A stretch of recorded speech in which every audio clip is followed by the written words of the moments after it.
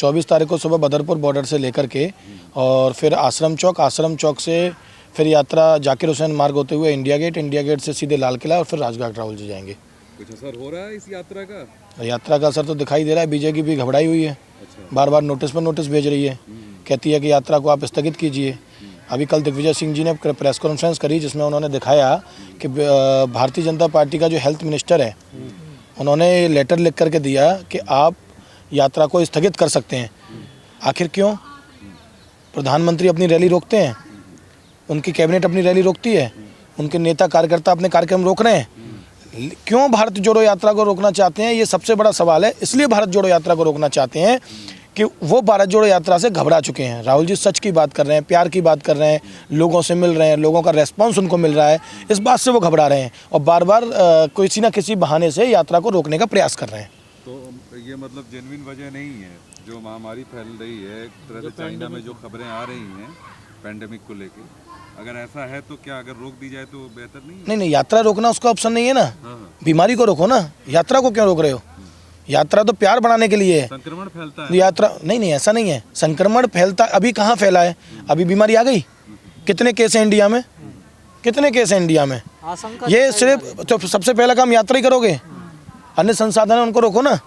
शुरुआत आप यात्रा से क्यों कर रहे हो? यो काम सबसे अच्छा हो रहा है। भाजपा डर गई इस यात्रा पूरी तरीके से भाजपा डरी हुई है। भारतीय जनता पार्टी डरी है। भारतीय जनता पार्टी के अंदर दहशत है। हरियाणा में उनकी सरकार है, अच्छा रेस्पॉन्स राहुल जी को मिल रहा है। राजस्थान में हमें अच्छा रेस्पॉन्स मिला।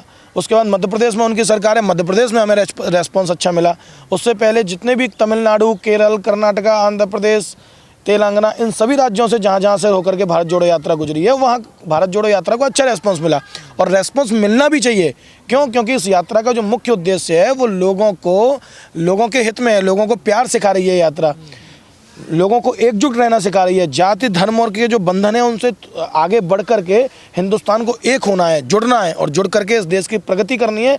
ये भारत जोड़ो यात्रा सिखा रही है। इसलिए भारतीय जनता पार्टी डर रही है क्योंकि उनकी राजनीतिक बुनियाद ही झूठ पर टिकी हुई है। 2 करोड़ रोजगार का कहा था, क्या हुआ? दिल्ली एमसीडी नहीं। अगर आप देखो, मैं आपको बताता हूँ, जो चुनाव हुआ, अगर चुनाव का रिजल्ट निकाला जाए, जो अभी ये चुनाव हुआ उसमें से भारतीय जनता पार्टी के पास 2 राज्य थे उस चुनाव से पहले, और आज भारतीय जनता पार्टी के पास कितने राज्य हैं? 1 राज्य। माइनस में कौन रहा? भारतीय जनता पार्टी। हमारे पास कितने राज्य थे?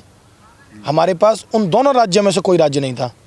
हमारे पास उन दोनों राज्यों में से कोई राज्य नहीं था और हिमाचल प्रदेश हम जीते। हम कितने हुए? प्लस। राजनीति में चुनाव में हार और जीत लगी रहती है। मेरी बात आप पूरी सुनिए। राजनीति में चुनाव में हार जीत लगी रहती है, लेकिन उस समय का निर्णय क्या कहता है? इसमें नुकसान भारतीय जनता पार्टी को हुआ, कांग्रेस को तो फायदा हुआ। कांग्रेस और बेहतर परफॉर्मेंस करके दिखाएगी। भाई आप एक दिन में परफॉर्म नहीं कर सकते ना। आपने पहला जो चुनाव हुआ जिसमें 2 राज्यों का चुनाव हुआ, गुजरात और हिमाचल, उसमें हम जीते, बीजेपी को नुकसान हुआ। आगे और चुनाव होंगे, कांग्रेस पार्टी बीजेपी को पछाड़ेगी। नुकसान हुआ ना, देखिए। नहीं, मैं क्या कहना चाहता हूँ, गुजरात में ऑल ओवर चुनाव पे आप जाइए, गुजरात में हमें नुकसान हुआ तो हिमाचल में बीजेपी को नुकसान हुआ। उनके 2 राज्य से 1 राज्य खिसक गया, 1 मुख्यमंत्री। हमें तो खुशी है कि हमारे मुख्यमंत्रियों की सरकार, जहाँ हमारे राज्य हैं, सरकार वाले राज्य, उनमें 1 राज्य हमारा जुड़ा, उनका 1 घटा। सवाल ये जो पॉलिटिकल सर्कल में होता है कि आपने गुजरात को इतना ढीला क्यों छोड़ा? वो तो साख की लड़ाई थी। नहीं, गुजरात को हमने ढीला नहीं छोड़ा। गुजरात में बीजेपी ने बलात्कारियों को छोड़ा, हमने गुजरात को नहीं छोड़ा।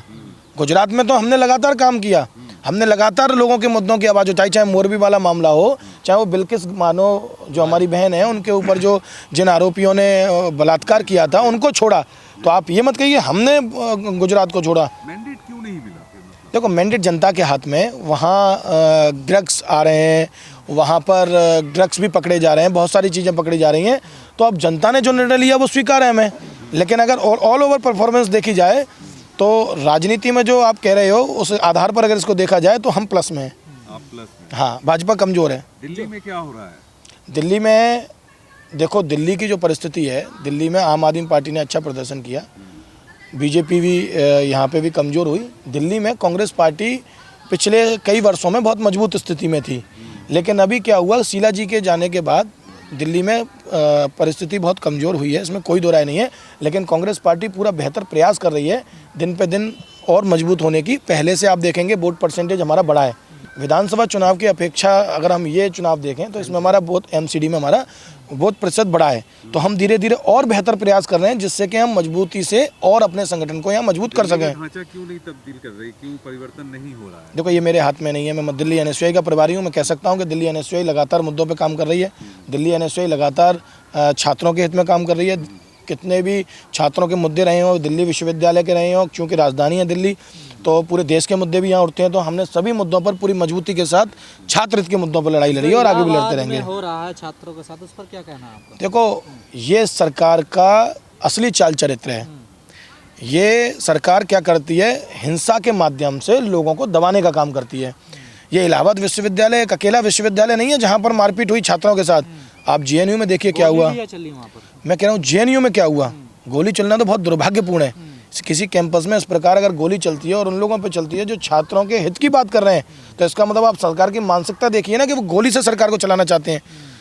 लेकिन राहुल जी यही बात तो कह रहे हैं कि हम गोली से सरकार को नहीं चलने देंगे, देश बोली से चलेगा, गोली से नहीं चलेगा। उनके समर्थन में कोई आंदोलन प्रोटेस्ट नहीं, ऐसा नहीं है। आपके पास शायद सूचना नहीं है। जिनके सिर्फ हटाए वो एनएसयूआई के पूर्व राष्ट्रीय सचिव थे विवेकानंद पाठक जी। दिल्ली में कुछ नहीं थे। नहीं, दिल्ली में हम एक्चुअली भारत जोड़ो यात्रा की तैयारी पर लगे हुए हैं और इस मामले को लेकर के लखनऊ में एनएसयूआई ने प्रदर्शन किया है। लखनऊ में हमने विरोध प्रदर्शन किया है। दिल्ली में हम इसको भारत जोड़ो यात्रा के बाद पूरा मजबूती के साथ इसी मुद्दे को उठाएंगे हम। इलाहाबाद केंद्र रहा है कांग्रेस के लिए। नहीं, मैं आपको एक चीज़ और बताना चाह रहा था, उसमें मैं माफ़ी चाहूँगा, बीच में रोक रहा हूँ। आप ये देखो कि इलाहाबाद में जो मारपीट हुई छात्रों के साथ, वो पहला विश्वविद्यालय है। आप अलीगढ़ मुस्लिम विश्वविद्यालय को देखो ना, जामिया यूनिवर्सिटी को देखो ना, जेएनयू विश्वविद्यालय को देखो ना, आप याद करो रोहित वेमुला को, आप याद करो नजीब को। आवाज़ उठाने वालों की तो आवाज़ दबाने का काम इस सरकार का इतिहास है। ये उसी स्टाइल पर सरकार को चलाना चाहते हैं। लेकिन हिंदुस्तान की जो जनता है वो कुछ और चाहती है। वो जो चाहती है वो भारत जोड़ो यात्रा में उनका जो समर्थन हिंदुस्तान की जनता का मिल रहा है, ये उस बात का प्रमाण है और दिखाई भी दे रहा है। ऐसे यूनिवर्सिटी के छात्रों पर हमला होता है जो सरकार की नीति के खिलाफ बोलते हैं, तो क्या उनको डर है ऐसे यूनिवर्सिटी से सरकार को? नहीं, सरकार तो पूरी डरी हुई है। आप कल संसद में गृह मंत्री का बयान देखिए, अन्य सदस्यों के साथ कितनी अभद्रता पूर्वक तरीके से गृह मंत्री ने बदतमीजी करी। वो करना उचित नहीं था। क्यों? क्योंकि गृह मंत्री भी उसी सदन के सदस्य हैं और वो जिन सदस्यों से कह रहे थे वो भी उस सदन के सदस्य हैं। वहाँ सब समान है। आप किसी के टीचर या प्रिंसिपल नहीं हैं जो इस प्रकार से इस भाषा का प्रयोग आप कर सकते हैं। गृह मंत्री ने किया और वो बड़ा दुर्भाग्यपूर्ण है। तो आप ये देखिए कि ये सरकार जो है उन लोगों पर प्रहार करना चाहती है जो लोग अपनी आवाज़ उठाते हैं। आप खुद देखो, इंस्टीट्यूट में अगर छात्र आवाज़ उठा रहे हैं तो उनको पीटने का काम किया जा रहा है। जामिया, जेएनयू, ये आपके सामने उदाहरण है। अब आपको इलाहाबाद विश्वविद्यालय देखा। इसके अलावा सदन में अगर कोई सांसद आवाज़ उठा रहा है तो उसे गृह मंत्री दबा देते हैं। तो कर कौन रहा है? ये तो इनकी मानसिकता सदन से लेकर के सड़क तक दिखाई दे रही है। ये समझने की बात है। जी, एक सवाल है कि जैसे आप कह रहे हैं कि राहुल गांधी जी लोगों की जो नफरत को मिटा रहे हैं, भारत जोड़ रहे हैं, लेकिन भारत में कुछ लोग हैं जो फिल्म आती है उस पर विरोध करते हैं। इस पे आप क्या कहते हैं? देखो, मैं फिल्म का कहूँगा तो उसके जवाब में कई और वीडियोस भी वायरल हुई जिसमें मनोज तिवारी जी बियर पी रहे थे भगवा पहन करके। इसके अलावा और भी बहुत सारे अदाकारों की वीडियोस वायरल हुई जिसमें वो भगवा में थे। देखो, भगवा पहन करके जो इसको रंग दिया जा रहा है राजनीतिक, ये भारतीय जनता पार्टी का चाल चरित्र है। और उन्हीं के जो मैं कहूँगा उनके जो कार्यकर्ता, जो पदाधिकारी हैं, जो उनके फ्रंटल संगठन हैं, वो इन सब चीज़ों को चला रहे हैं।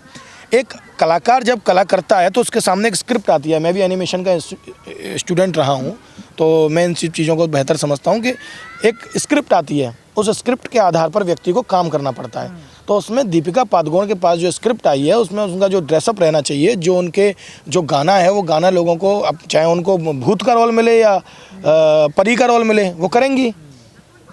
जो उनकी स्क्रिप्ट में होगा वो उसको करेंगी ना। तो उनको जो स्क्रिप्ट मिली उस स्क्रिप्ट के आधार पे उन्होंने काम किया।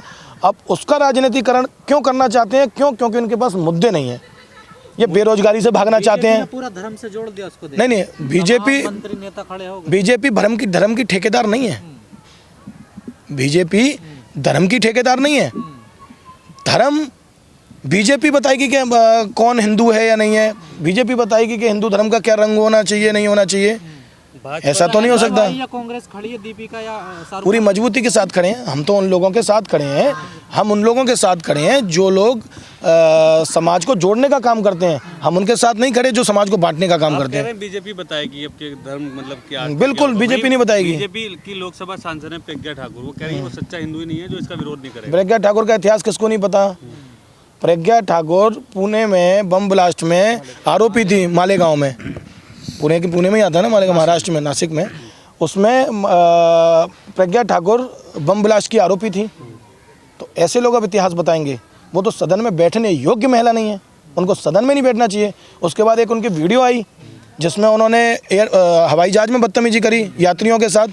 तो आप सोचो कि इन लोगों की मानसिकता क्या है। क्या फिल्म के आधार पर सच्चा हिंदू? अब प्रज्ञा ठाकुर भगवा पहन करके आतंकवाद का काम कर रही हैं।